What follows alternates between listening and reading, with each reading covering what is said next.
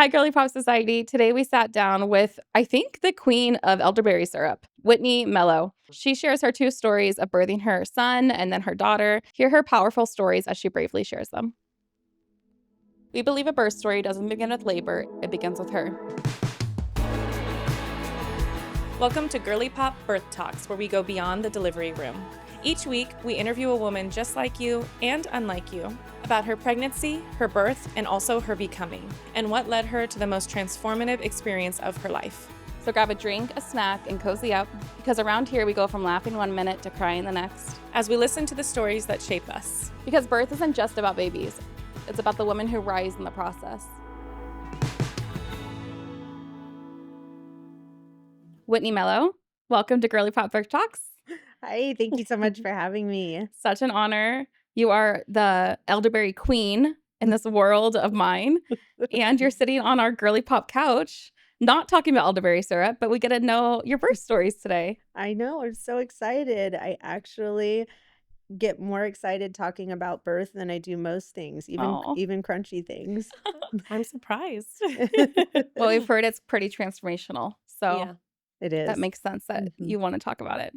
And I'm grateful that you do, because women need to hear more stories. And I get it. I'm excited to hear how yours happened and unfolded. I'm really honored to share. Thank you. Yeah. Yeah. So if you were to give me a glimpse of who you are, who you share your life with, your babies, tell me a little bit about yourself. Yeah, so I'm married to the most amazing man. His name's Adrian. 7 years now, and I have a 15-and-a-half-year-old son, Josiah. 15. He's 15. He's a man. He's a He's man. got a mustache Wow. and Oh my pecs gosh. and Oh my yes, gosh. yeah, he's a man. And and then I have a daughter, Sunny. She'll be 7 in 2 weeks. Oh, Yeah, and Wow. she's my spicy little redhead. I think everybody should have one, and because they will test you and they will reveal you and they will just make everything sweeter all the same too. So aw. yeah. And what do you do? I own Crunchy Cottage. I started my business when Sunny was about 6 months old. It's a handmade holistic Wow. wellness company, and we have about 20 products now. We're getting ready to roll out our next one next week. This Wow. one's been in the works Oh. for a very long time, and it's for the mamas. Ooh. I know, I'm really excited. I'm and excited. yeah, and it's for specifically for hormone support for women in perimenopause and menopause. So but we just make things for the whole house for wellness. I mean, truly, sleep, stress, anxiety, immunity, gut health, cognitive function and performance, detox, and now we'll be branching into hormone support as well. So a little Wow. bit of something for everyone, and just really leaning into nature to nurture us as we were designed. So Yeah. Well, That's thank so you for cool. that work that you're doing. It's so needed. thank you. Yeah, it's actually really fun. Yeah, I would imagine. It is. Yeah, I Mhm. get to be like a little witchy in the Yeah. kitchen, you know. And your products are incredible. We have both Yes. tried and true. Mm-hmm. Mm. They're Yeah. amazing. I send them to my friends like out of state. I'm like, Oh, I love it. I love that you ship. Yes. Yeah. Yes. A lot of Mhm. people actually still don't know that we ship. Mm. Yep, we totally ship. Yeah. So if anybody needs to send a care package to a loved one, Absolutely. You're the girl. I'm the girl. Yeah. Amazing. So did you grow up in this area? Mostly, yeah. I moved here when I was 10. Okay. I moved to Roseville, and I graduated from Roseville High. Oh, wow. Oh, Yeah, nice. yeah.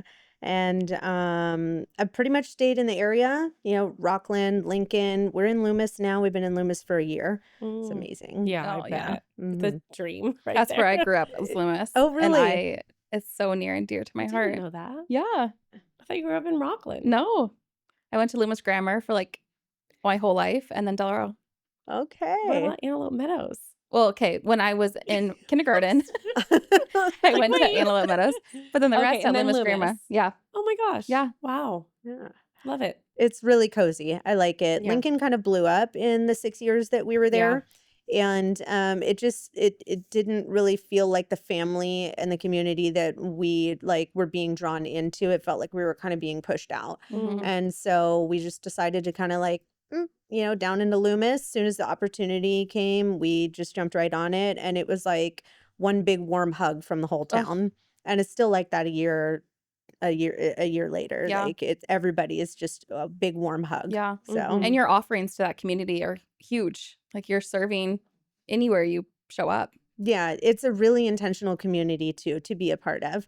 And my roots in Lincoln when we started Crunchy Cottage, I will say like very near and dear to my heart too. Yeah. Because we started there, we have so many amazing customers there too. But it's been nice to get into Loomis where the majority of the town is really intentional about their health. Yeah. So they want to have real conversations. And we just started a farmer's market in Yeah. July there, which Mm. the town has been really wanting and craving for a long time, I've heard. And we were able to get in there, and that's been amazing too. We've met so many incredible people from Loomis and the surrounding area. So Wow. That's so yeah, cool. That's amazing. yeah. Mhm. Okay, so 15 and a half years is how old your son is. Yeah. Even further back from that, tell us a little bit about like your first thoughts of like getting pregnant. Was that something you thought about when you were young? Did you hear your mom talk about her birth stories? What were your impressions of birth? So my mom had a C-section with me, and it was a kind of she was really young when she had me.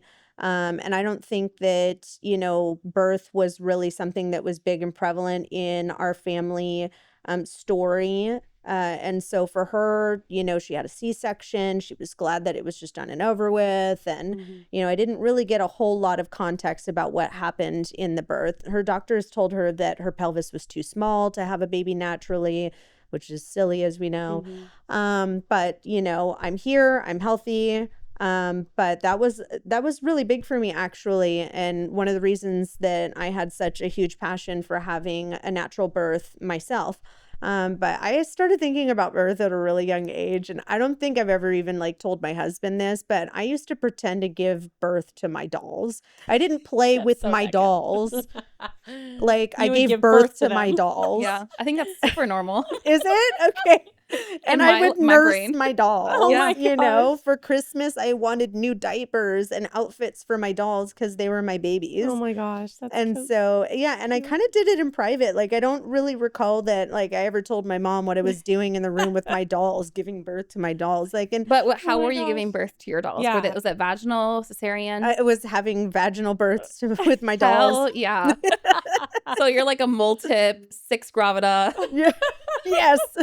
That's amazing. Yeah. So cool. Yeah. And I must have seen it in movies or Yeah. something. I think one of the first movies that I can remember seeing birth was in the movie Parenthood. But and I think it kind of like I was like, wow, this is pretty incredible. Even as like such a little girl. And so I don't know, something about birth, it just kind of stuck with me. Which is funny because as I became older in like my late teens and prior to getting pregnant with my son, I was so not into the idea of having kids. I wanted Mm. to adopt kids, if anything. Mm. And that was before I had really confronted a lot of my childhood trauma. For me, in my mind, I didn't want to screw up my kids because it felt like I was still carrying a big load from my childhood Mhm. and I didn't want to pass that on. I was aware on some level that there were generational things that would be passed on, and I had not confronted those yet. Mhm. But having children will make you confront Oh that yeah. very soon. And Mhm. my son was the most amazing accident that ever happened, but I was not ready to be a Mm. mom. In fact, when I peed on the stick and saw that it was positive, I wept tears Mm. of sorrow because I was freshly 21 years Mm. old. I didn't even have a job. I had no idea what I was doing with my life. And I thought, oh gosh, I'm just repeating this. I'm just repeating the pattern. Like Yet that what response is like because you cared so much that you're Yeah. going to be that generational change. I wanted so much more for him that I felt that I could give him. Mm. And it's true, I think still, like as parents, we're always going to want more for our kids than we give them. And we're always going to want to try and continue to do the work to heal Mhm. and to become the parents that we want to, but we're still going to fall short, right? Mhm. But when you're 21 and the world is big and scary and you're still a child yourself, essentially, I think it can feel like just like you're being sucked into a big black hole. Yeah. Totally. Definitely. Mhm. Yeah, but that's not where the story ends. So, No. Yeah. yeah. And So- who, like who are you with this pregnancy? Like how we got pregnant through. Yeah. We all know how that happens, but Right. who's the person? Yeah, we won't go into details, but on that, yes. So his dad, it was Matt. He's my first husband, and I don't know if we're supposed to name names, but whatever. It's up to you. Matt Anonymous. And yeah, we got pregnant 3 months after we started dating. Okay. We both Wow. turned 21 2 weeks apart. So we were drunk in a club, Mhm. Yeah. and then we were pregnant. Mhm. Pregnant in the club. Suddenly, Yeah. yes. And so we it was shocking, and his parents are pastors, Oh. and they really put a lot of pressure on us to sweep it under the rug and get married as quickly as possible. Yeah. And I was a believer, although I was like drunk in a club. I love Jesus, and Loving Jesus in the club. right, right, Yeah. so I just wanted to do the right thing, and I wanted my son to have a family, and I wanted to believe that God would, cover me and bless me. And not that I wasn't covered or blessed, but there were a lot of hard lessons to learn through that. And so I agreed to move forward with the marriage, having been together with him at less than 6 months at that point. Wow. Yeah, and we didn't know each other, and I didn't really know his family.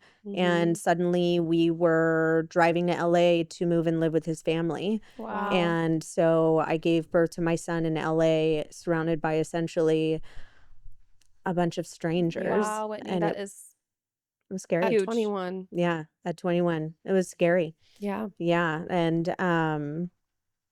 the birth was rough, but I had worked for a family of chiropractors prior to getting pregnant with him, and Rachel, the mother of the children, I was a nanny for their family. She had given birth to all 3 of her children at home, which had sparked my interest in learning about natural childbirth.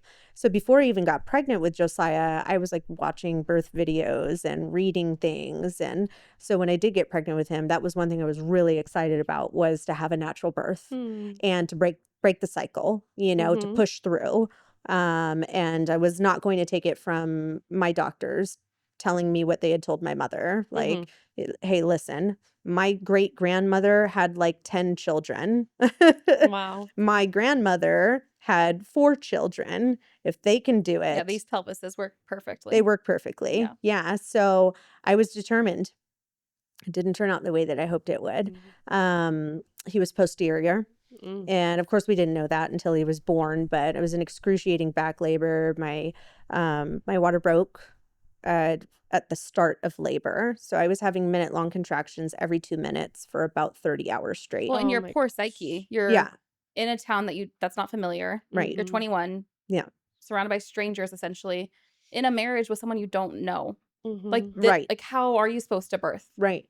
Who also didn't believe that I was capable of having my son naturally. That makes And a big difference. it was a really big difference. Yeah, it definitely did. And so the doctors were trying to do all kinds of interventions on me, and I was refusing to do all the interventions. And ultimately that created like a lot of tension in my birth room with my partner. And I don't usually like to share about this publicly too much. I will in conversation, but because we're essentially in conversation here, my first husband was abusive. And so once abuse entered the birth room, that's when I kind of folded, and I started letting the doctors do what they wanted to do. And as soon as the intervention started, that's when everything just rolled right downhill. Yeah. And the one thing that they were pushing me on quite a bit was doing an internal fetal monitor. And I told them, listen, my water's been broken for over 24 hours already. Like, you're not putting anything in there. I'm going to get an infection. And that's not how I want this to end. But again, my partner was pressing me on that and threatening. And it just got to the point where it was like, okay, at this point, I just need to take the heat off me so that my body can open, right? Yeah. And within 10 minutes of them putting the internal fetal monitor on, I broke out in a fever and started throwing up. Yeah. And that's when they told me, we're giving you 1 hour to dilate to 10 and push this baby out. Because that works. Right. I was at a 4. Oh my gosh. Yeah. And then we're going to wheel you back for a C-section. And at that point I was so miserable and I hadn't slept and they weren't letting me eat and all the things, that I just said, well, there's no way this baby's coming out in an hour. And I didn't really know at that time what my rights were to refuse. And so they just rolled me back for a C-section. Where's your family in all of this? Do you have a relationship with your family? Yeah, I do. Yeah. They came down for the birth, Okay. and they made a trip to Disneyland out of it because we lived in LA, like 10 minutes from Disneyland. So they were there with my brothers and I'm just so glad that they were there. I Yeah. mean, they were my saving grace through all of that because, there was some trauma associated with my birth for sure. Mm-hmm. But knowing that I had them there to hold me, like if I didn't have them, I don't know it already, like there was postpartum depression and anxiety and some PTSD after giving birth to my son. If I hadn't had them hold me in that first week postpartum, like I don't know how much worse it could have been. Yeah. So I'm really blessed that they had me. But it's funny. I was just thinking about what that first week after giving birth was like, and the day that we came home from the hospital, I was adamant that I was going to cook dinner for everybody, both my sides of the gosh. family. Yes, and I mean between Matt's family and mine, I think there was like 15 people, and they were like, "Girl, you need to sit down." I was like, I don't have a baby in my body right now. I'm cooking dinner, because for the first time in 9 months, I wasn't too exhausted. And I got Yeah. up and cooked chicken cacciatore for the whole family. Oh my Did you end up gosh. having a C-section? I did, yeah. And you were standing. I was. That's amazing. So you Yeah. spiked, you have the infection, they give you an hour, but Yeah. you were like, well, I'm not going to dilate to 10. Right. Yeah. It was so unrealistic. And so Yeah. that's when I said, all right, well, let's Let's just do it. Yeah. Yeah. Yeah. So, And then did your husband at the time go into the OR with you? yes. Okay. Yeah. And what was that cesarean like? Gosh, it was blurry. It's a long time ago. It's been 15 years. Yeah. Yeah. It was, gosh, I'm trying to remember. Josiah came out. I got to give him a quick kiss and then they knocked me out. Oh. Yeah. It was scary. I was cold. I was Yeah. really cold. But I hadn't experienced as much trauma in that birth. And so I think it was a lot easier, which is why I was like, as soon as we got home, Yeah. I'm cooking chicken cacciatore Yeah. because it was a smooth C-section so Yeah. that goes. Yeah. Yeah. Wow. Yeah. Yeah, but Okay. we did have a hard time with nursing for sure. As it turns out, I do believe that it's really likely that he had a tongue and or lip tie. And I didn't know that, but I know that the nurses, when the lactation consultant came in and I was telling her I was having trouble getting him to latch, it was excruciating and could barely get anything out. She told me my nipples were flat. Oh my gosh. I Yeah. hear this all the time. Yeah, And I've yet to see a flat nipple. right, and that I would never be able to nurse him without a shield. And my best bet would be to just give him a bottle. Oh my gosh. So I pumped for the first month that Oh my he was gosh. born because I couldn't figure out how to get him to latch. And so, but my daughter was born with a tongue and lip tie, and they both have MTHFR, which I didn't learn about until much later. But yeah, so I'm pretty positive looking back now. He probably just had a tongue and lip tie.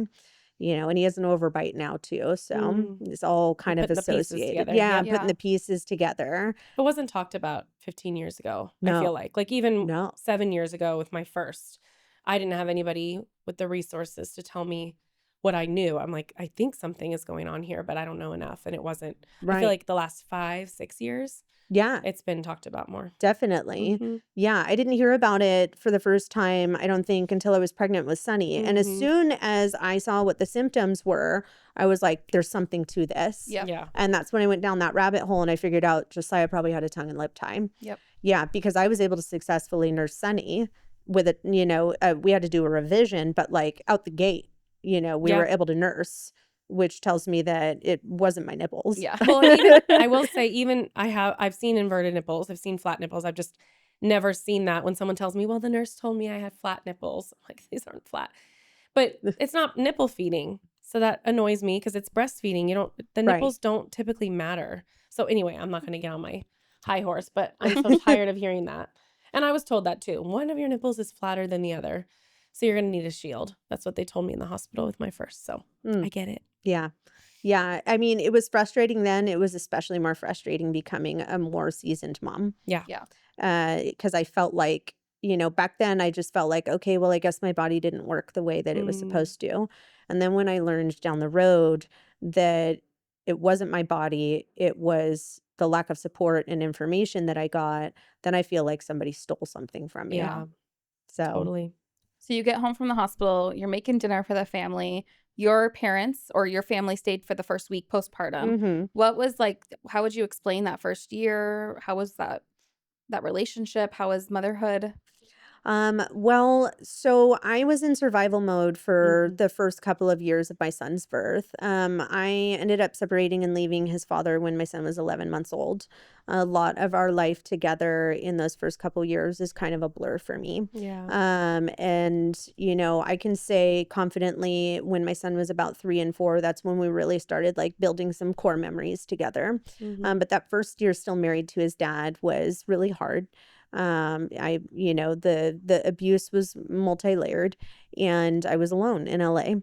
And so it was just it was truly just survival.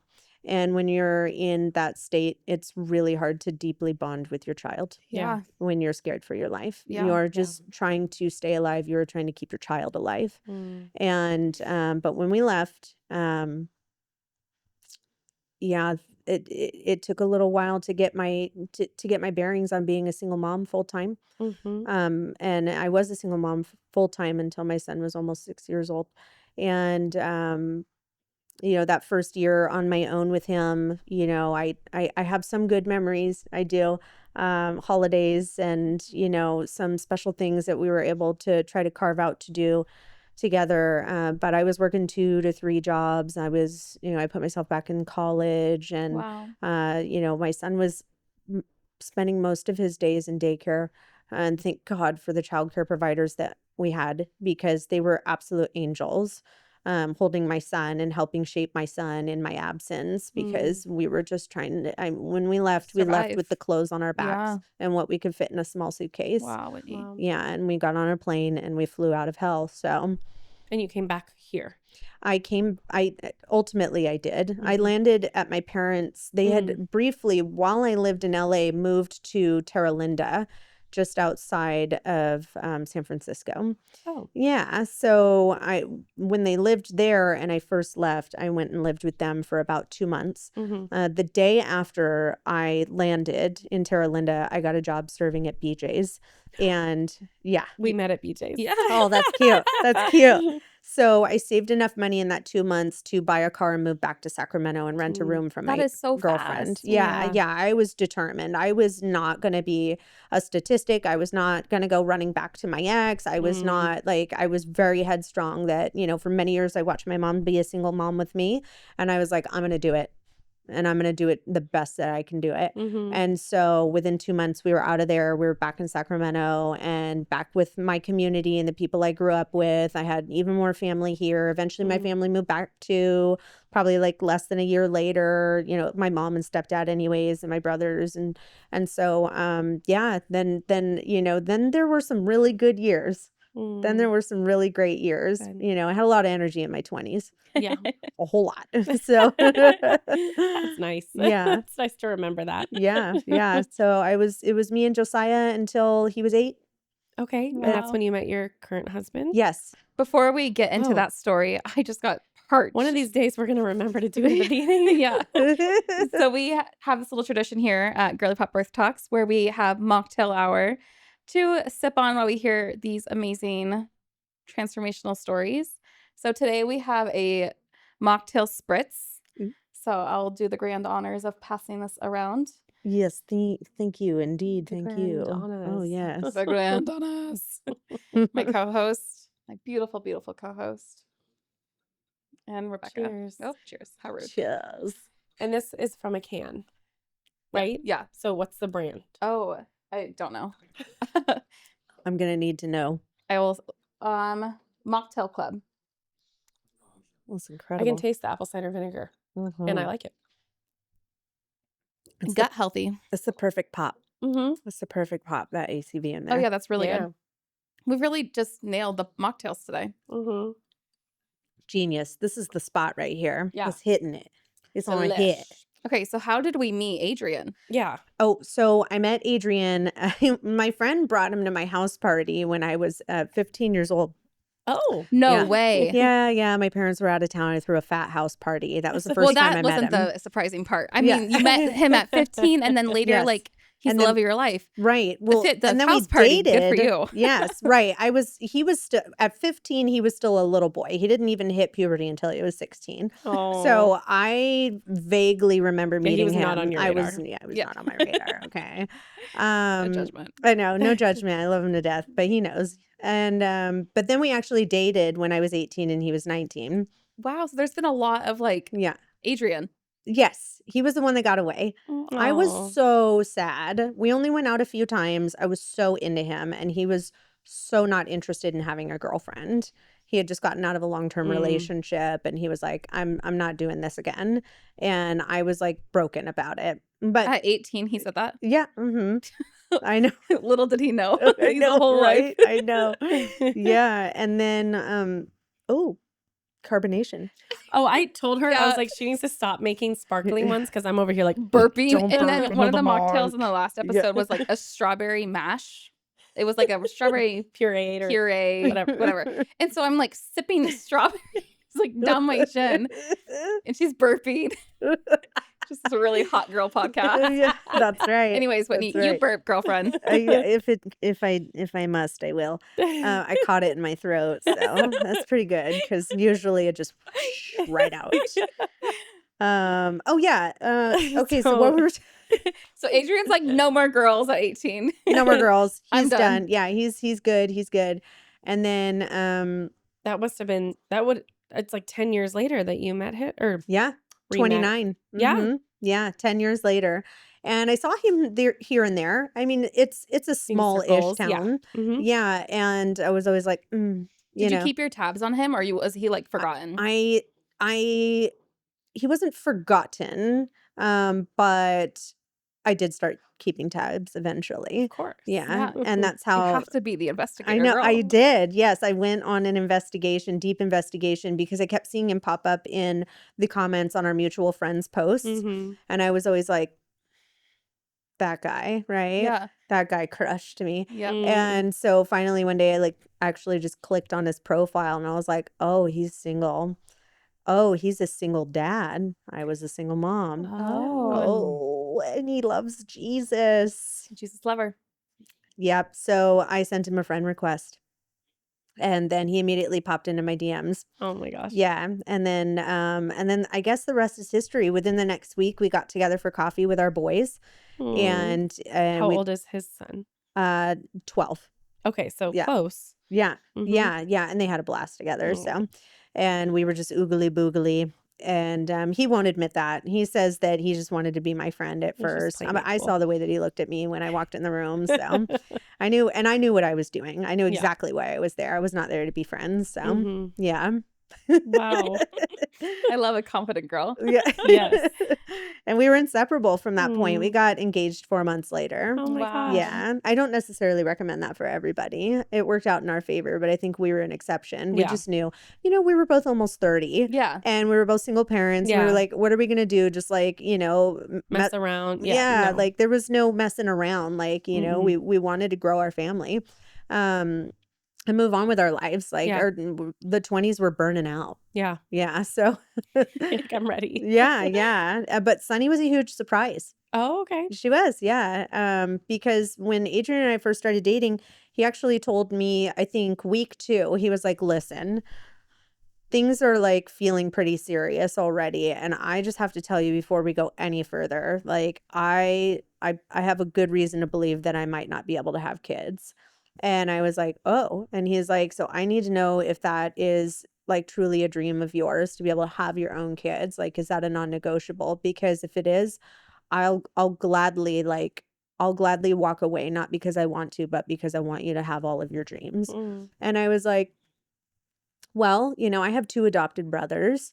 And so I told him, I was like, I've always wanted to adopt. If it comes down to it, we can just adopt. He was like, really? And I was like, yeah, are you cool with adoption? And he was like, yeah, absolutely. So that's what we thought we were doing. And then we were pregnant. No way. When that conversation happened, you were pregnant? No, not yet. Okay, Yeah. but soon after. Yeah. I think 5 months later. Yeah. Wow. Because we didn't like really get to know each other like that until we got engaged. Yeah. Yeah. And then quickly after we were Yeah. engaged, we were pregnant. And so, but he had tried with his ex-wife before me for, I think, almost 5 years, and they Wow. were never able to have one. But at the same time that I was pregnant, his ex-wife was pregnant. So she wasn't not able to have kids, and neither was he. It just wasn't meant to be. I've seen this before where like two people together try Mhm. for a very long time and then they have success with other people. It's very interesting. Yeah. Yeah. Mhm. And it was like instant for us. So Yeah. that was amazing. Yeah. She Wow. was, and he had a dream about her while he was at youth camp. He was one of the camp counselors for winter youth camp at our church at the time. He had a dream of Sunny No. Mm. while he was there. And when he came home, I took a pregnancy test and found out I was pregnant. And that Wow. same weekend, he had a dream about her. So did my mom. Neither of them told me until I told them about the pregnancy. And they were like, Wow. we had a dream about a baby girl with red hair and blue eyes. Oh my gosh. Right. Strong little spirit. Right. Wow. Yeah. So she was totally meant to be. Yeah. Yeah. Yeah. She was waiting there for you guys. She was. And my Aw. son was waiting for her too. He started asking for a baby sister Aw. at 2 years old. So I think he always knew she was coming too. Mhm. How's their relationship? Oh, they're just like two peas in a pod. She beats the crap out of him. He loves it. Yeah. Yeah. That's So so fun. sweet. I know. They just have so much fun together. They just Mm. really get each other. Mhm. And I mean, from the day that, I mean, even not even just the day that she was born. I mean, even when I was pregnant, like he wanted to snuggle my belly Mm. and he'd beatbox to Oh her my gosh. in utero. And, he was just always so enamored and so like he couldn't wait to be a brother. And then she was born and he just couldn't let her go. It was Mm. amazing. And they were 8 years apart. So I wasn't really sure how into her he would be. Yeah. He was head over heels in love with his sister. Yeah. So it was Wow. really sweet. Aw. Okay, so you find out you're pregnant. Mhm. Did you guys get married? Are you married? Yeah. Yes. Or like, okay, yes. Yes. But there kind wasn't. of. Kind Yes. of. Kind Yes. of. We had a wedding. You had a wedding. Okay. Yeah, we Wink, did. wink. Wink. Yeah, we just never did the Good for you. paperwork. Yeah. Yeah. But at what point is it, what do they call that? Citizen Like domestic partnership. yeah. Like Yeah. at some point you just are married. Yeah. Like 7 years or It's 7 years. Yeah. Yeah. We're actually getting married, legally Aw. married on our wedding anniversary in May this next year. Aw. Yeah. Where are you gonna Special. do it? Hawaii. Ooh. Yeah. Aw. Yeah. That's so fun. I know. 8 is both of our lucky numbers, and which is funny. Like, so, and it's going to be our 8th wedding anniversary. And so we're like, let's just do it, Yeah. because like if you keel over, like, and I have to, we're just, Yeah. like, There's some benefit to I guess at this point, we're just like, okay, we're adults. Like, we kind of have to do the adult things and like, make decisions for each other if needed and stuff. So we're like, let's just do it. It's forever Yeah. anyways, right? Yeah. So. Okay, how was that first trimester of her pregnancy? Oh, man. Girls are very different than boys. My pregnancy with Josiah was easy peasy. I didn't find myself saying, I am so done being pregnant until literally a week before he was born. I was fine, but I was Mhm. also 21, Yeah. right? Just whatever. Yeah. But with Sunny, it was like instant nausea. And I think I threw up every day for the first 5 or 6 months of my Oh my pregnancy. gosh. Yeah, and it was my gag reflex was the problem. So every morning I go to brush my teeth and just bleh, all Yeah. over the shower. And so after like the first few months of it, I thought it was going to, subside. It didn't. And I was like, I guess this is just how we live now. Oh. So, I get but it. I actually worked for Dr. Trisha at that time. She's just like And in all all these of our podcasts. episodes. This is Dr. Trisha's She's amazing. podcast. Yeah, yeah. And by 5 months into my pregnancy, I had such bad round ligament pain that I would like walk into the office to work every day, like bent over, like I Ugh. was like 80 and just holding my hips and just Mhm. groaning. And finally, Trisha came up to me one day and she was like, you need to go home. And I was like, what do you mean? She's like, I'm done. I'm done seeing you like this here. You don't deserve to have to feel like this and come into work like this every day. So she wrote me out on disability, and I got to spend the rest of my pregnancy at home with my family. That's awesome. And for the first year of Sunny's life, well, mostly because I started Crunchy Cottage like when Sunny was like 6 months old. Wow. Because I got too restless. So Couldn't do the chicken cacciatore or whatever, so you had to yeah. do Crunchy Cottage. So I had to Yeah. make a whole huge empire. Right. Yes. Yeah, You're exactly. so amazing. Oh my gosh. I see the theme.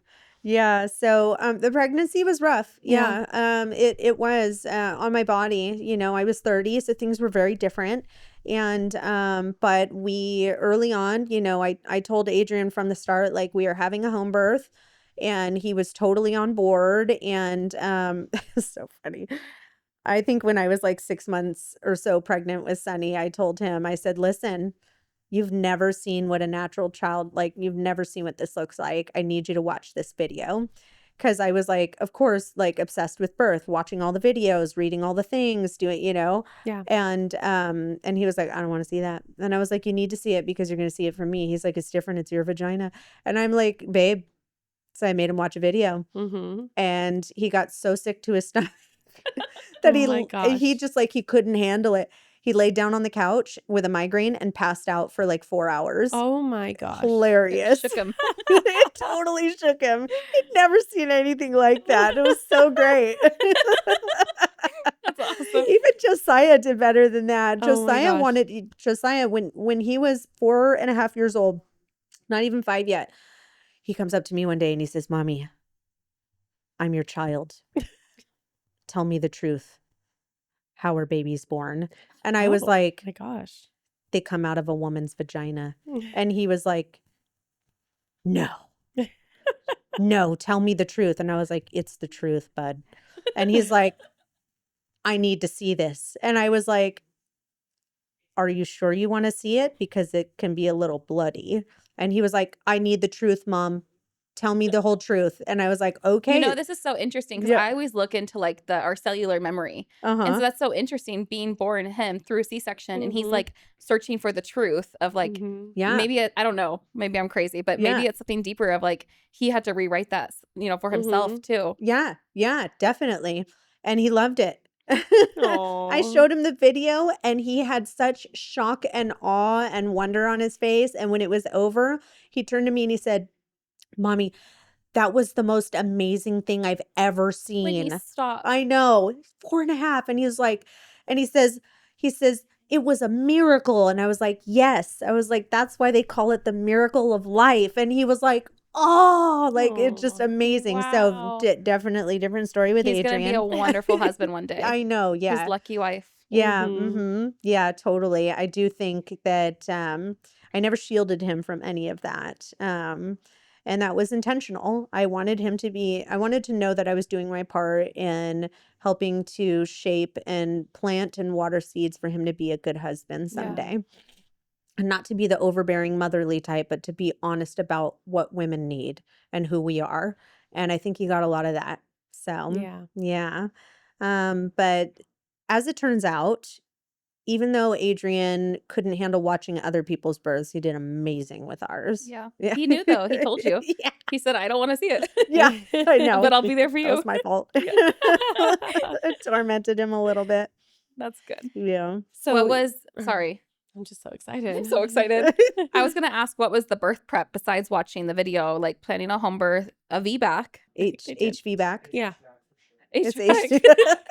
I just termed it. Well, we hired our midwives very early on. So there was a lot of prep and a lot of like therapy and stuff that we did with them. They were amazing. So Who did you hire? We don't have to put it out there if you don't want to. no, but- it's totally fine. We hired Pauline Carr and Anne Marie. Oh, nice.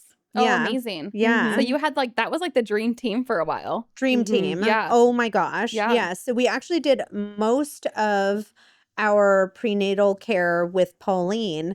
But when I actually went into labor, Pauline was attending another birth and we had Anne Marie. Wow. Right. Anne Marie actually came to my booth 3 days ago No over the way. weekend. It's the first time I've seen her since my birth. Oh my gosh. And she showed up at the event that I had my booth at, and I was floored. I couldn't believe it. I just tears in my eyes. Anne Marie, and of course those hands.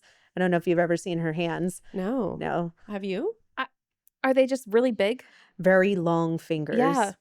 Yes. That's Yeah. a good thing, I right? think it's amazing for her Okay. as a midwife. That's for what sure. I was Yeah. thinking. Just So you wanna don't get, like, double check. But if you twisted in have the her as your bones. midwife, you'll never forget those hands. Okay. We'll just say.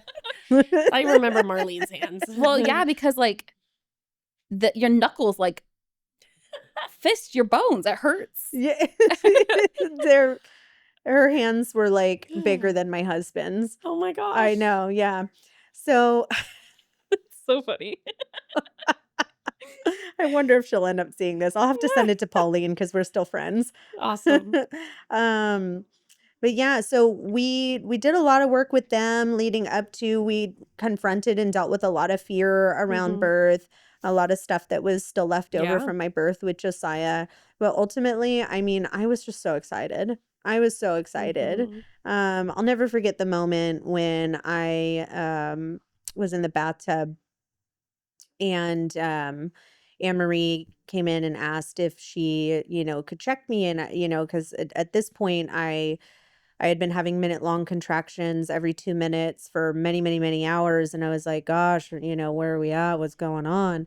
And, when she checked me and told me that I was at 4, like, I couldn't believe it. Like, I was like, "Oh my gosh, we're almost there." Like, Mm.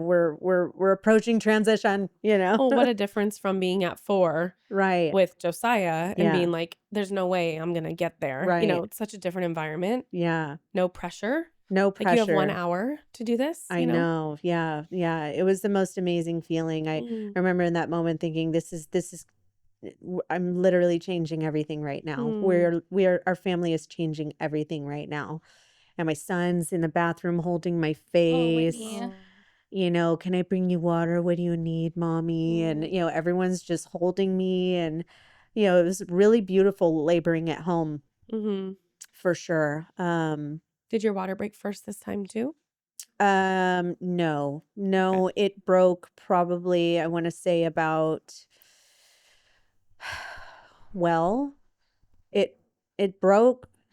Let's peel it back. I did 50 hours labor, Woo. ladies. I did 50.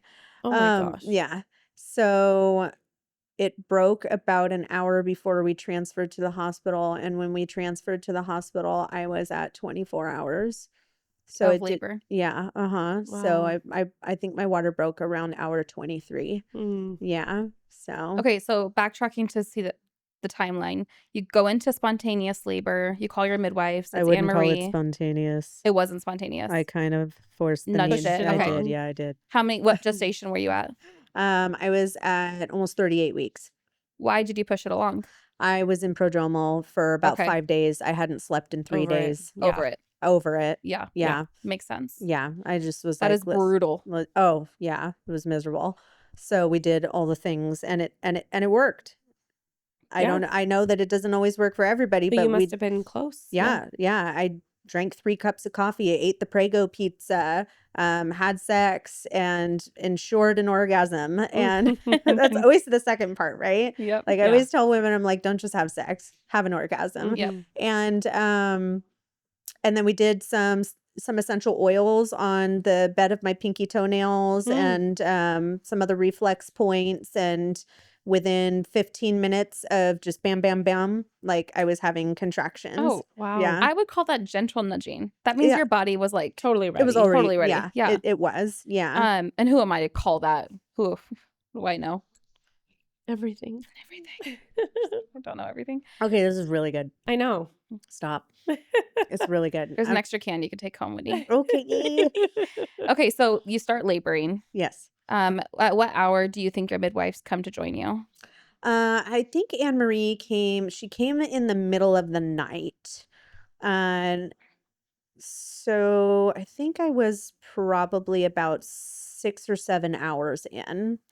And my contractions were intense. Mm. And Sunny ended up being posterior as well. And so I had a hard, with back labor that intense, it's hard to gauge how far you really are Yeah. along in that. You think this baby must be coming because I have Yeah. been screaming for 6 hours straight. Yeah. We better get Anne Marie here and see what's going on. When she showed up, I was at like 2. I was like, oh God. Such a scary thought. Yeah, she was like, you need to go to bed. And so do I. And I was like, okay. So she went home. She's like, call me later if anything happens. Oh So I my was like, gosh. okay. And that support felt good. Yeah, it did. Yeah. Yeah, because she just spent time with me, and she held me and she put pressure on me and, on my back and stuff. And so just to be affirmed Yeah. that like I'm doing a good job, Yep. but we're actually really not there yet. Yep. So I just need to lay down and quit trying to push the ball forward Yep. and let things just unfold as they will. Gave me a lot of permission to like not feel like I needed to control, but actually just more so surrender. Yeah. And so that's what I did. And Adrian, he was like, well, I'm going to bed then. And he sure did. I laid in bed. I did not sleep. Yeah. No. Yeah. So, but we did that all through the night. And then about, I want to say 4 or 5 in the morning. I was about 5 in the morning. I had to move to the bathtub. We hadn't gotten the pool fully filled up yet, so I was in the tub. I was in the tub for a few hours. We just kept refilling the water. And that's when my son, he was with his dad the night before when I had first started labor, but I call, when I told him that I'm in labor, he was like, yeah, well, just call me when the baby gets here and I'll bring him to the hospital. I was like, hell no. I need my son. Like, Yeah. you bring him. And he was like, I don't want him being a part of all that. He doesn't need to see that. I'm like, yes, he does. Yeah. Yes, Okay. he does. I have all kinds of thoughts and comments around that. And so Your birth. Why is he yeah. commenting on your birth? I know. Yeah. Sorry. It was, I had some tears about it for sure. Yeah. I had a moment of panic there. And for probably about at least a half an hour when I had gotten off the phone with his dad the night before, I was like, he's going to steal my baby from this birth. He's going to steal my baby from this birth because I needed my son there with me. Like, he didn't understand how much I needed him. And of Yeah. course, my husband's like, it's going to be okay. It's going to be okay. And so I called him that morning at like 5:30 in the morning. I was like, this baby's coming soon. I need you to bring Josiah now. And he was like, oh, okay. I thought you must have had the baby by now. I'm like, oh no, bring him. So he did. And that's when Josiah showed up and, he was offering his support and love. And I had a girlfriend who lived up the street. She came over at about 6:30, made breakfast for the boys. Aw. And yeah, so just people kind of like coming in and out, in and out. It was really beautiful. But then my water broke and then things started to get a little hard. Mm. Yeah, and we had some questions about maybe what was going on. And this is, I want to preface before sharing the rest of my birth story with Sunny, for those who are watching. I have a lot of trauma around this story, but what happened with me and my daughter happens to less than 1% of women, including women who home birth. And so I want to make sure that those who are watching along, like, they understand and know for sure that like this is very, very rare what happened to me. But I feel that it's important to share because I think there's a lot of women out there that do have birth trauma that they don't know how to talk about because they ended up with a healthy baby, and that's the best case scenario, right? No, that's not necessarily always just, the best case scenario.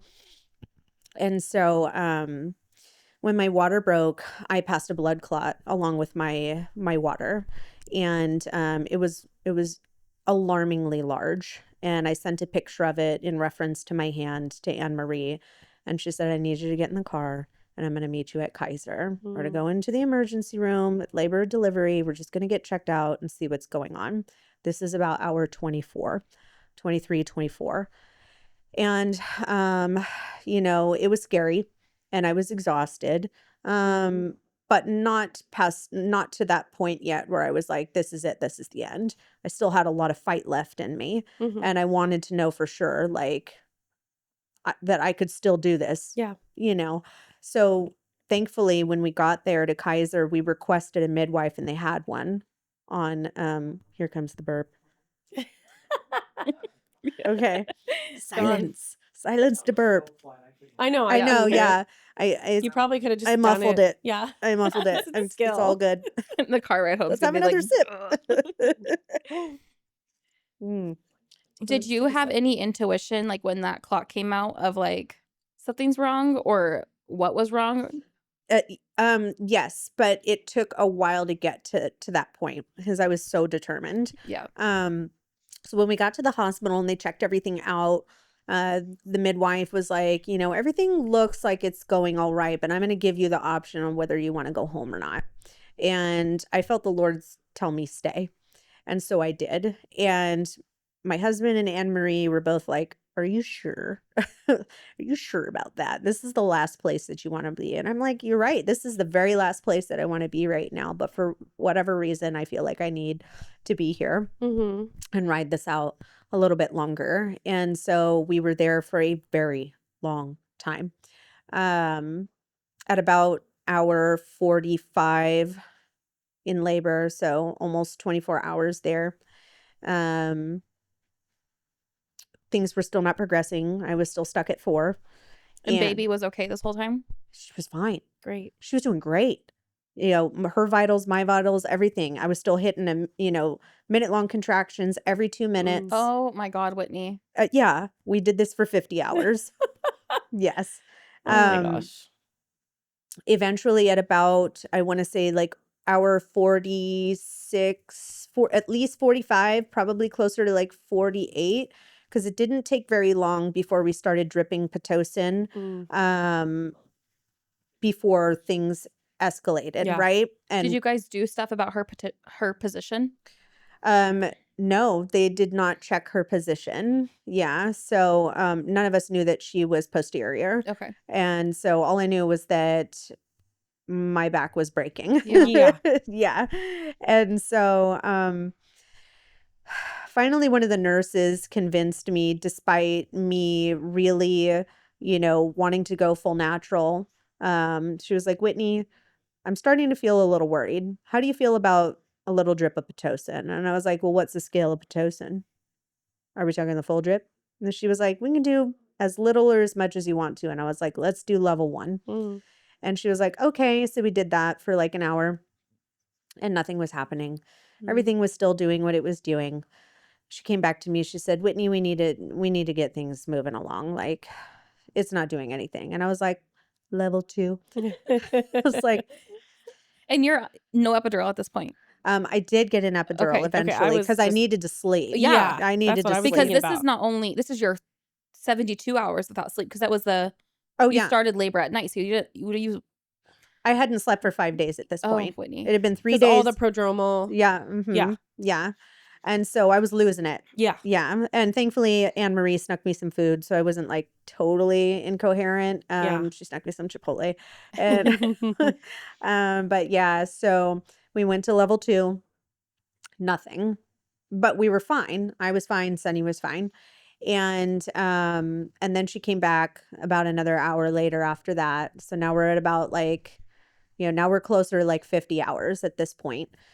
And she was like, we need to try more, and she was really gentle about it, which I was grateful for. Not all of the other nurses were necessarily like in acceptance of what it was we were trying to accomplish, but she was good about it. She wasn't like more, but I was like, all right. I was like, let's go to 4, like, let's see what happens. Within 5-10 minutes of going to 4, my contractions flatlined completely, and Sunny went into distress. And I was like, typical, great, here we are.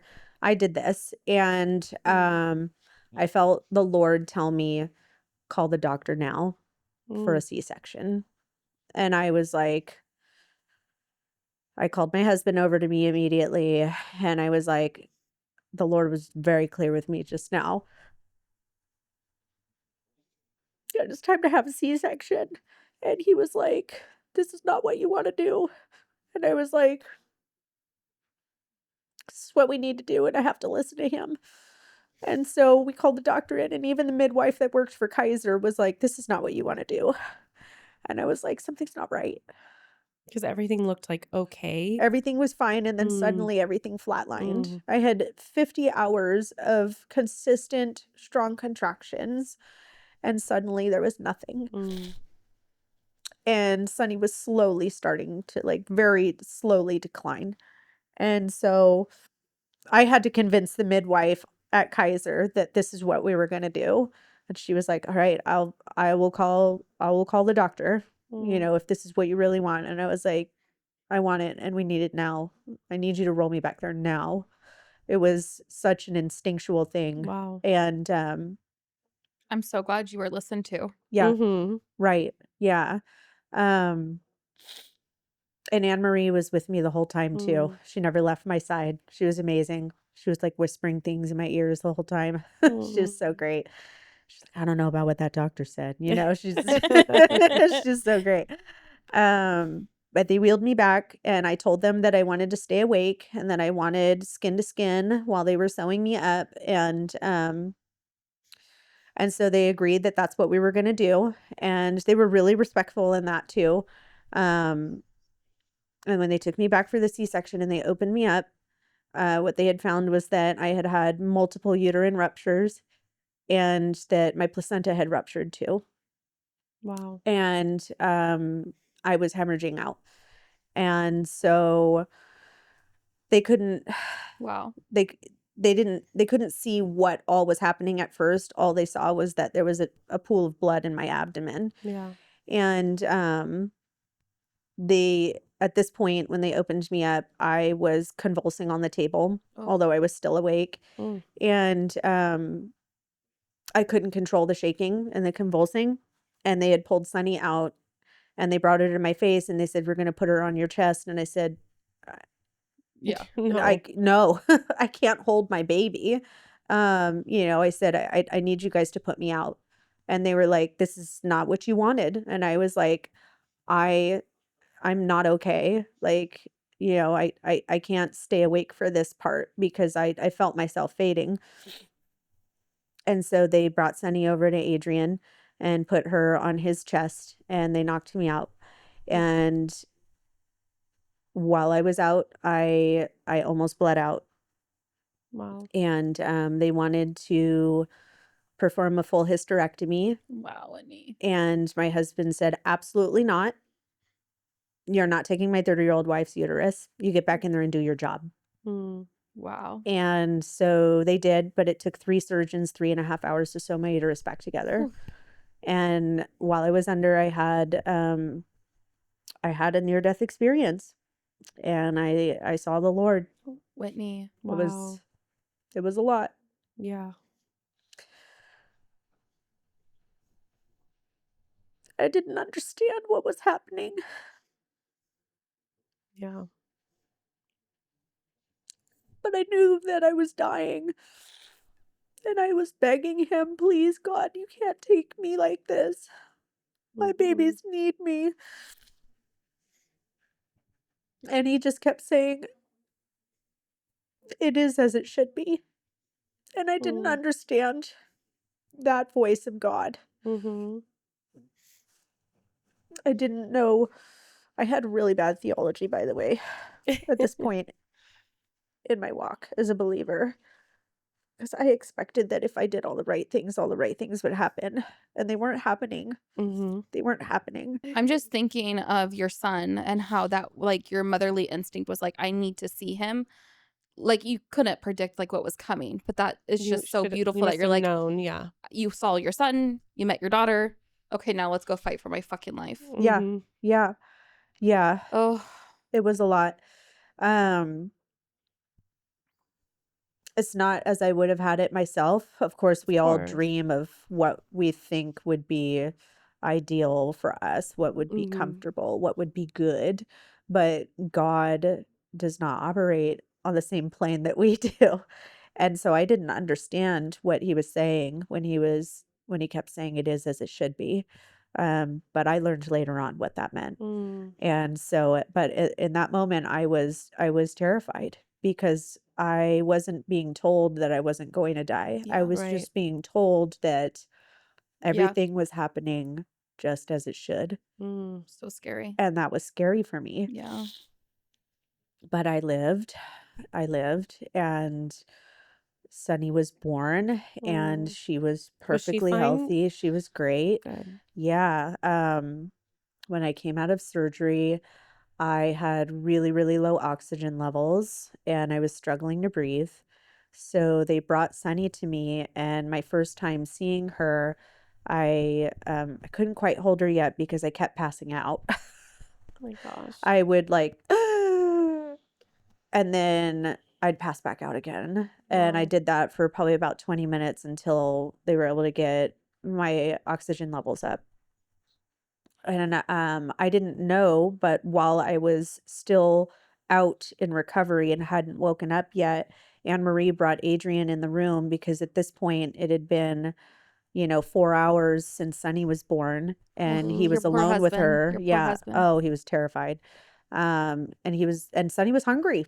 Yeah. So Anne Marie brought him into the room with the baby while I was knocked out and taught him how to hand express milk out of my breast. And they collected milk, Amazing. and so that they could feed Sunny. Wow. And That's I, so I cool. sent you pictures of that. Yeah. That was really special for me to have Yeah. learned that they were contending for my baby Yeah. in my conscious absence. Yeah. Yeah. Yeah. How Yeah. beautiful. Yeah, it was. So, yeah, she was born, and recovery was hard, and I had a walker for a few weeks. Wow. What did Um, they explain to you? Like what happened? Like how did they they walk they you s- through that? so all three of the surgeons came to see me at separate times during my stay there in the hospital. And I'm sure that they felt that they had great intentions in sharing this with me, but each one of them came to me to check on me because they couldn't believe that I survived. And they all three said similar things, that was the worst we've ever seen. Your uterus was like Swiss cheese.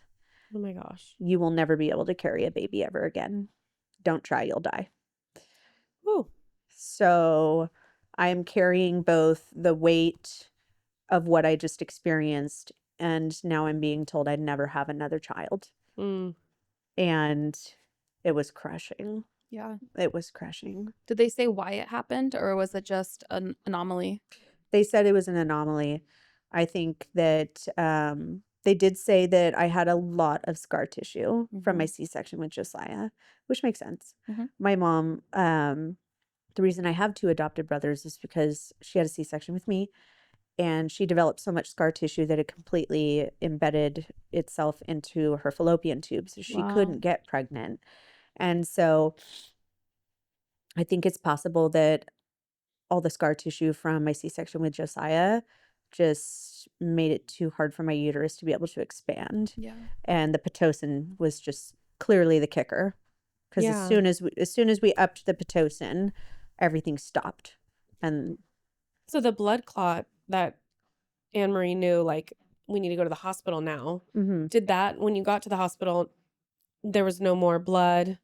I continued to leak blood for the Okay. rest of the time that I was in labor, but it wasn't a significant Nothing. amount. Nobody was concerned. Nobody was concerned. It was Okay. like it was like almost like spotting blood. Yeah. Yeah, but Which could be normal in labor. it appears that, Yeah. I wasn't concerned by it. Nobody else was concerned by it. Everybody wanted me to go home. I was the one who decided to stay in the place that I wanted to be least. Okay. Yes. See, Yeah. that's what I was wondering is like, Yeah. if everything was fine, why did you stay?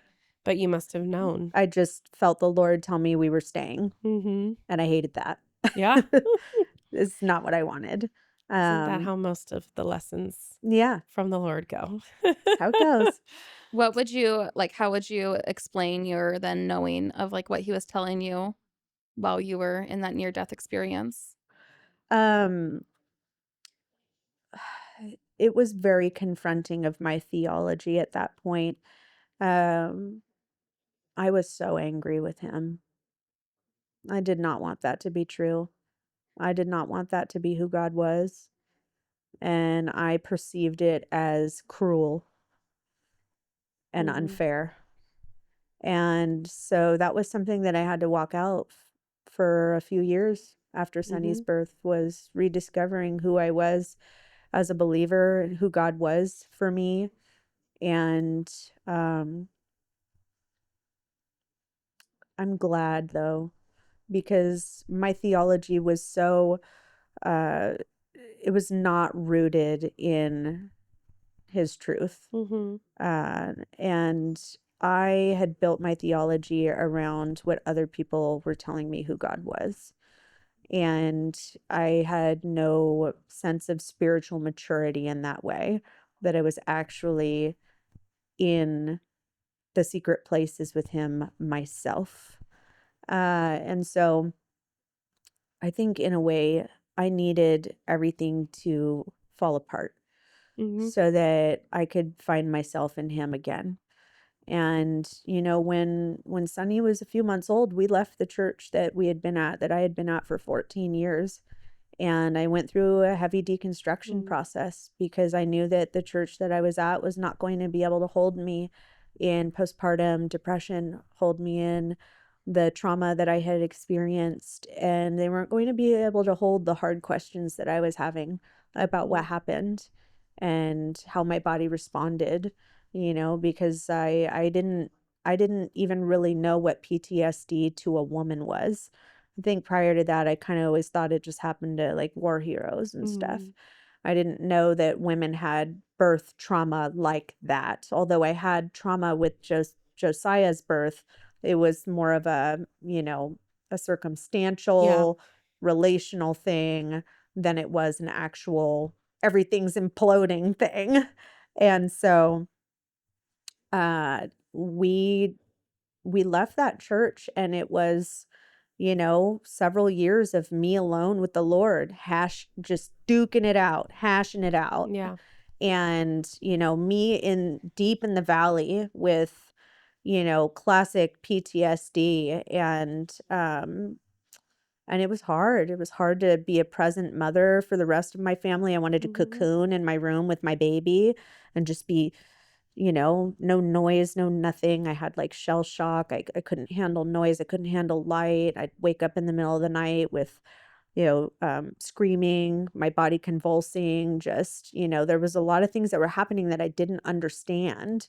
And it made me feel just so hard against the Lord for Mhm. a while. Like I didn't understand why this was happening. I felt like he was spiting me or something. Mhm. And so I really had to work that out. But in that quietness and in that solitude and in that rage, even, what I found was a God that was still good, a God that could hold my pain, Mhm. really hold me, Mhm. and a God that wasn't going to make everything pretty, but Mhm. was never going to leave me. Mhm. And I had to learn that the hard way. And so I think in many ways, I'm grateful for what happened with her birth and also everything that transpired afterwards. Like, I needed to be completely undone. Mhm. Especially when you were saying, like, before the theology was, like, if you do all the things right, then you get the outcome that you You get the want, right? reward. Yeah. Yes. Yeah. And I've Prosperity gospel. Yes, Yeah. absolutely. I had to deconstruct all of that Yeah. myself, so I get it. And it's messy, right? It's very messy. Because then you're questioning your faith and if it was Mhm. ever real to begin with. Yep. What would you like to share for a mom navigating her birth trauma?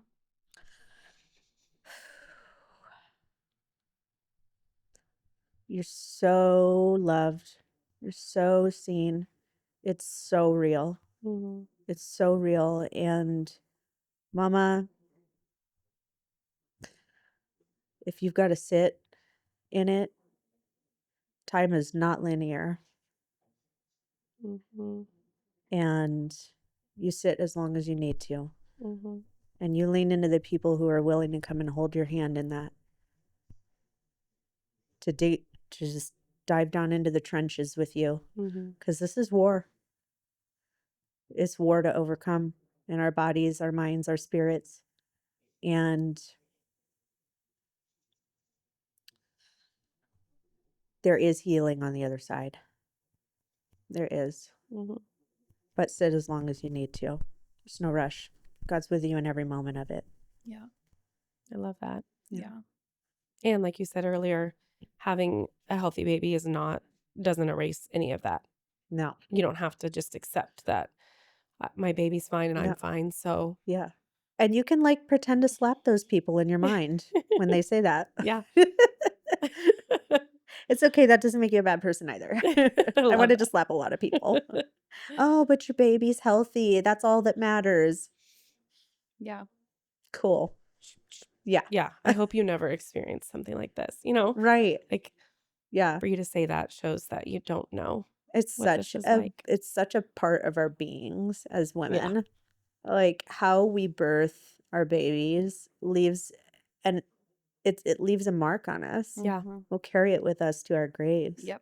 And maybe it doesn't always turn out the way that we hope that it would, and that's real and relevant. Mm-hmm. But it's important Mm-hmm. who we choose to allow to speak into our lives when that happens. Yeah. Mm-hmm. And the people who are willing to stand in the gap with you, those are your people. Yeah. Yeah. I lost a lot of people after Sonny was born. Yeah. A lot of people. Yeah. People did not want to sit with my grief at Mm. all. And I was angry with them too for a long time, but I'm not anymore. Mm-hmm.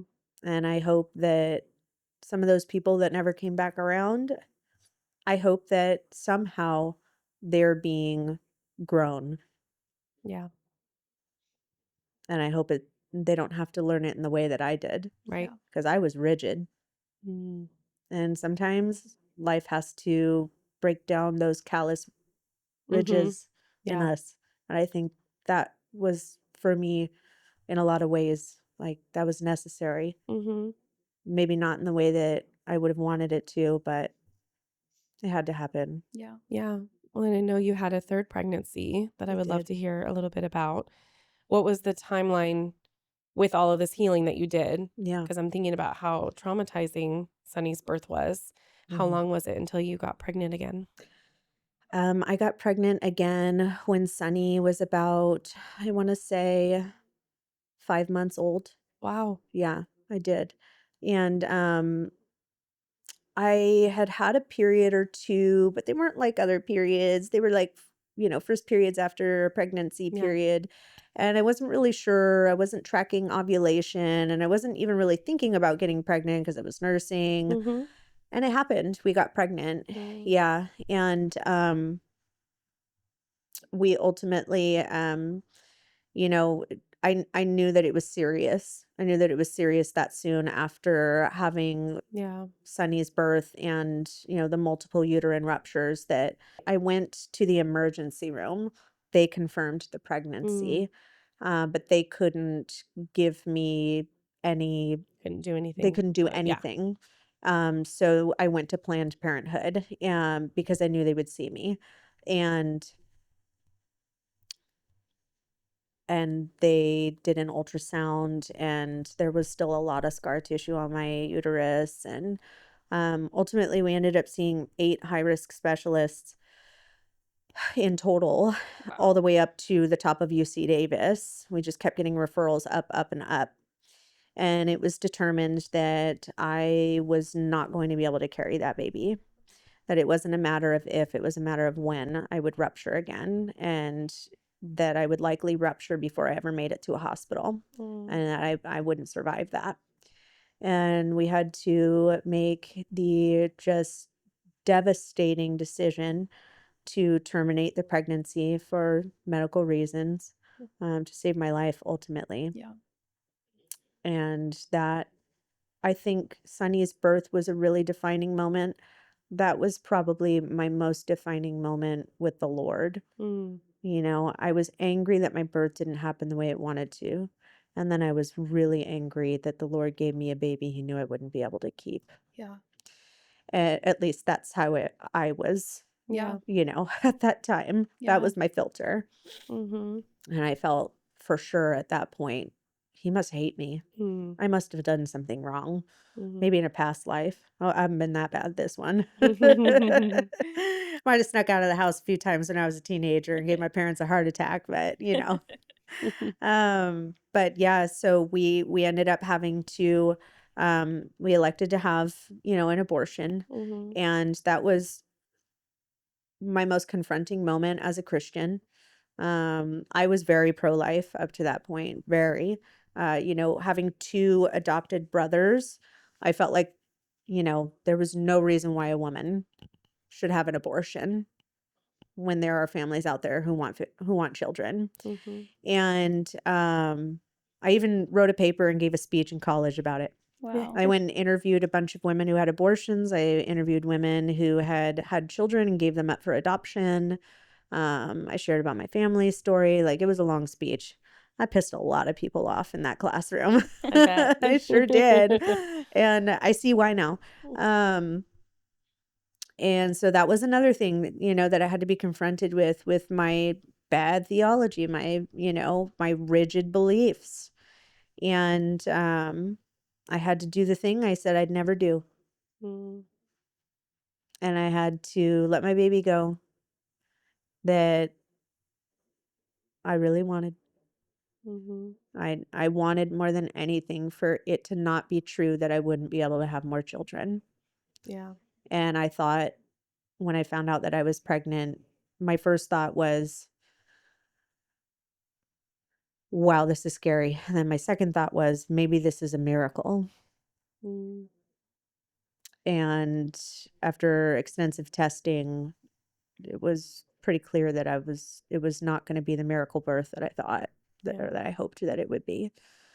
And so that was crushing for sure. Yeah, how brutal. Like, you're still in the immediate grief and healing of Sunny's birth, and then It was brutal. to have to go through another decision. Yeah. That was the point at which I left my church, Mm, because I was trying to tough it out for the first few months after Sunny was born, but I had postpartum depression so bad, and nobody wanted to come to my house and hold my baby or help me, because I was very honest with the women there that I thought were my close friends, that I was, I couldn't leave the house. I'm not doing good. I need help. They just said, we'll pray for you. Oh, we'll pray for you. mm, Thanks for the prayers.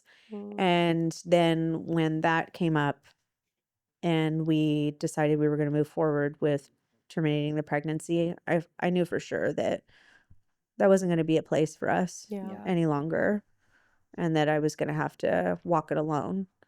And I somehow knew that God was going to bring me people. I didn't know when, and I was scared. I was really scared of being alone. Yeah. But he did. He brought the people. He brought the people. Mm, And those people met me in my darkest moment, in my darkest hour. And they loved the shit out of me. mm. And that was incredible to me, Yeah. because I was not fun to be around. Mm. Yeah. I've noticed a theme in every person we've had on the podcast that has experienced some version of loss. Every single person, because we asked, like, what stood out to you? What did somebody do for you that made a difference? And it's always people that weren't afraid to sit with me. Yeah. Didn't make it go away. Yeah. Mm-hmm. Yep, totally. I mean, even if there has to be like really awkward silence. Yeah. Whatever. Yeah. They're not afraid of it. Yeah. Or even if they are, they can say, I'm uncomfortable, but I'm here, Right. rather than just kind of pretending it's not happening. And Right. Yeah. I don't think I That's knew what how they to do. be that person for others until they Yeah. showed me Yeah. what that could look like and how that felt to be held in that way. Yeah. And now I just take such joy and honor in being able to be that for others, because I know how badly it's needed. Yeah. So bad. How beautiful, Whitney. Mm-hmm. Yeah. I'm doing the math in my head of like when you said you did Crunchy Cottage at 6 months postpartum with Sunny. Yeah. And so then was the pregnancy after you started? Like, how did you do and start such a beautiful thing in the midst of all It's of like this? God gave you it, though. He's like, took away the birth of your baby, but gave you the birth of this. Yeah. Who knows what it will turn into? It's already Right. huge. So when I started Crunchy Cottage, I actually had a business partner, and I remember we found out I was pregnant, probably about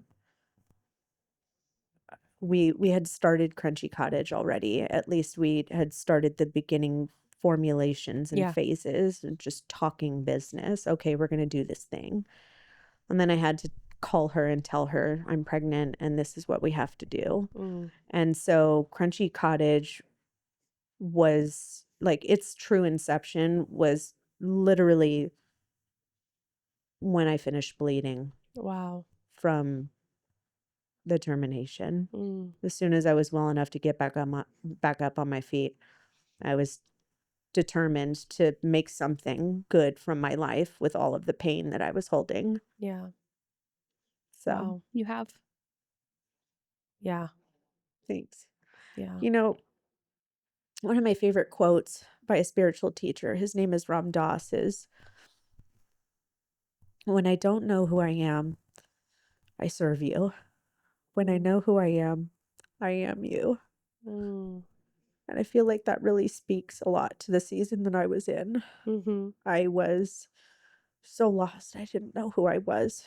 But I knew that if I could find a way to serve and love people and connect myself back to community, that somehow I was going to find myself in that. Yeah. And I did.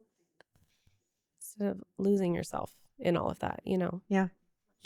It took a long time, Yeah. but, I mean, I would say it was like 3 years before I came out of the fog Mm. of the PTSD and postpartum depression. It dragged on. Yeah. I was even carrying the majority of my weight still from my pregnancy up to that point. Mm. Like nothing was shifting. Yeah. I was throwing everything, the whole kitchen sink at it, and nothing was budging. Like my body just like truly needed to sit with grief. So, Yeah. I totally believe it's all connected. Like you see people, women that come into themselves and like heal generational trauma and their bodies shift and their like energy shift, it's all related. yeah, it Mhm. is. Yeah. And yet I'm still, like I didn't physically conquer birth, but I feel like I spiritually shifted things. Yeah. Yeah. And I'm excited for my children because I know that they're going to have something different than I did even. Yeah. I know And that. and not everyone shares the same belief with me, but I believe birth is birth. Birth is a transformation from your prior self to your next self. And having a vaginal birth or having a cesarean birth doesn't go with that transformation. That's just the Mm. exit of the baby, Right. right? Yeah. Mhm. And so I think you had 2 incredible births, miraculous births. Mhm. You survived birth, and you're this incredible force to be reckoned with now. Mhm. Yeah. Yeah.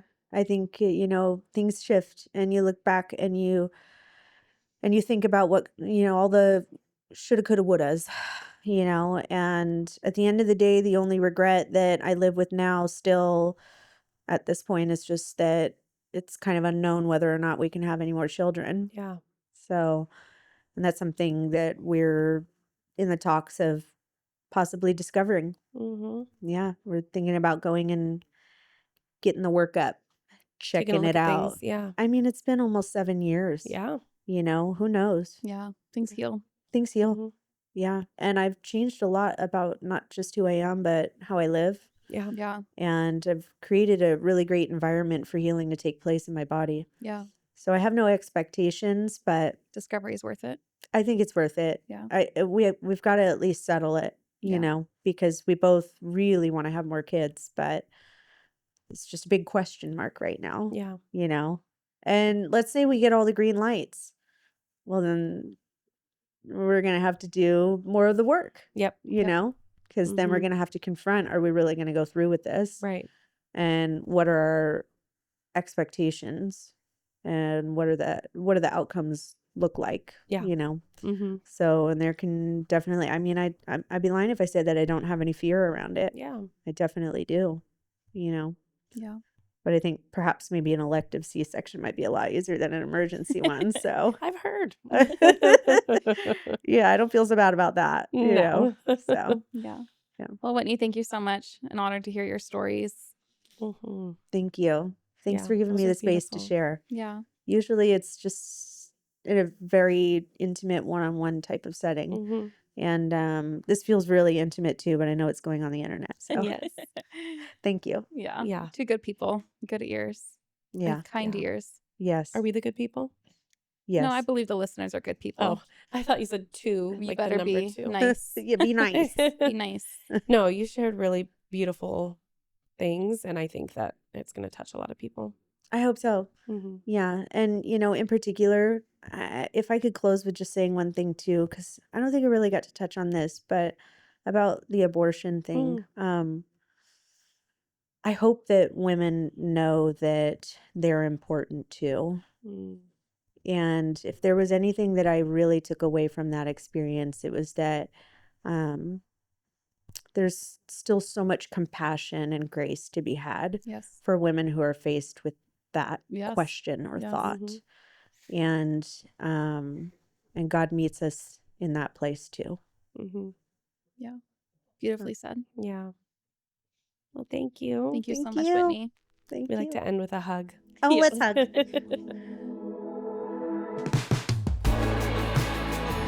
Thanks for joining us on Girly Pop Birth Talks, where we hold space for the messy and meaningful journey of becoming her. If today's story moved you, made you laugh, or reminded you of your own strength, we would love it if you subscribed, shared the episode, and left us a quick review. We're so glad you were here. Seriously, you're one of us now. We can't wait to do this again soon.